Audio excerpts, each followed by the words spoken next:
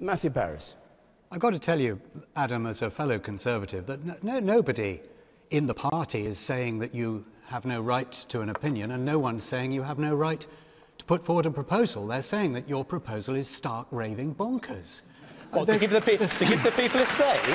To have a referendum and give the people a say is bonkers? I don't think so. We have a Prime Minister who says that if he is re-elected with a majority at the next election, he will renegotiate the terms of our membership of the European Union. He will bring back those renegotiated terms. He will put them to the country. If the country like them, we can vote yes. If we don't like them, we can vote no. We shall have something then to vote on. Now, in the middle of a European economic crisis with a coalition government, there wouldn't be a proposition to vote on. It's just the wrong time. OK, you think it's bonkers? Yeah. All right. You, sir, on the gangway there, do you think it's bonkers? Yes. I don't think it's bonkers. I think the issue will be that if we have a referendum and we vote to come out, we'll just have further referenda until the political elite get the answer that they want. Which is what? Which is to stay in. Which is to say yes. OK. And you, sir, on the gangway here. Do you not think that in the European elections next summer that we might have a referendum at that point?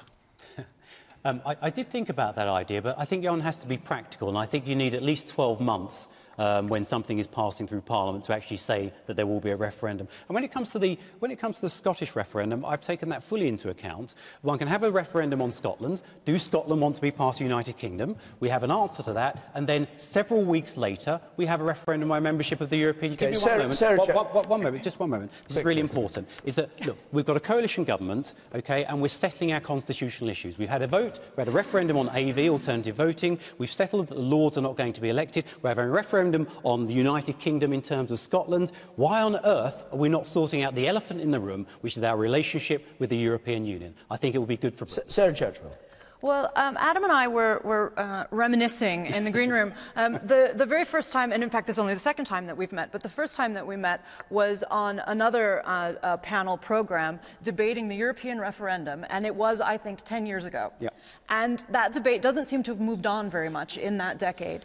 And it seems to me, from the point of view of somebody who's, still comparatively recently arrived in this country, I've lived here for 14 years, that you just never are going to get away from this. You're going to have the damn referendum. Yeah. And the can keeps getting kicked down the road.